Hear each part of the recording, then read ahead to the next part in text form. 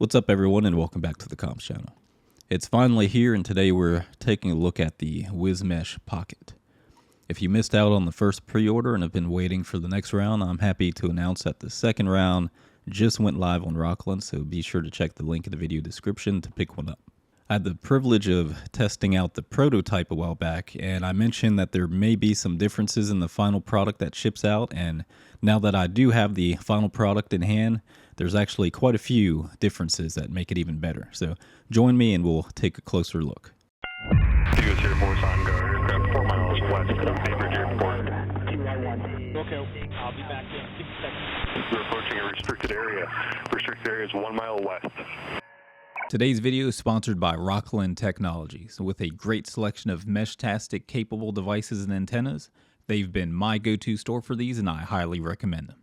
Before we start, for full disclosure, Rokland sent me the production version for this review, and much to my surprise, Rack Wireless sent some merch to me, and a WisMesh Pocket was included in the box as well. So big thank you to both Rokland and Rack Wireless. So looking at the two of them side by side, the first thing you'll notice is that the final product is a bit shorter and not as thick as the prototype I had. The case itself has a great feel with rounded edges now and is also just two parts, a front and a back, whereas the prototype was three with a front, back, and a centerpiece in between. The next difference you'll notice is the screen, which as we can see is a bit bigger at 1.3 inches versus the prototype, which has their usual Rack 1921 screen, which is just under 1 inch. One thing that's interesting about this is Rack doesn't offer a standalone 1.3 inch screen, so this appears to currently only be available on the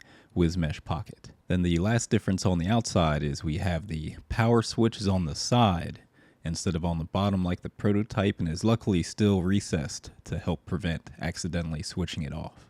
That's the outside differences. Let's open it up and take a look inside. The first thing that's noticeable is going to be an entirely new WisBlock board, the Rack 19026, which has a number of things directly soldered to the board, like the power switch and the user button. This device has a GPS, but as you can see, there's no GPS module like the prototype had, as the GPS is built into the board with this one, and we can see the GPS antenna here.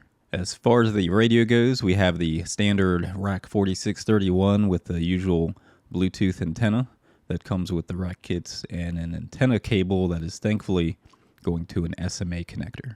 Then for the battery, that remains the same 3200 milliamp hour battery that we saw in the prototype. Speaking of the antenna, many of you wanted to know which antenna I switched to in the prototype video, and that would be this antenna from TE Connectivity, which I've been happy with and is a nice sleek antenna that almost looks like it was designed for it. Overall, the WisMesh Pocket is a great turnkey portable device for anyone interested in quickly getting up and running with Meshtastic without the hassle, and will continue to be my new go-to portable. Let me know what you think in the comments below, especially if you were part of the first pre-order batch that received one. If you're unfamiliar with Meshtastic and would like to know more, be sure to check out our Getting Started with Meshtastic video series, which I'll include a link to in the video description below. That'll do it for this video, and I hope you found it useful. If you did, please be sure to give this video a thumbs up and subscribe to the channel if you haven't already done so. Thank you all and have a good one.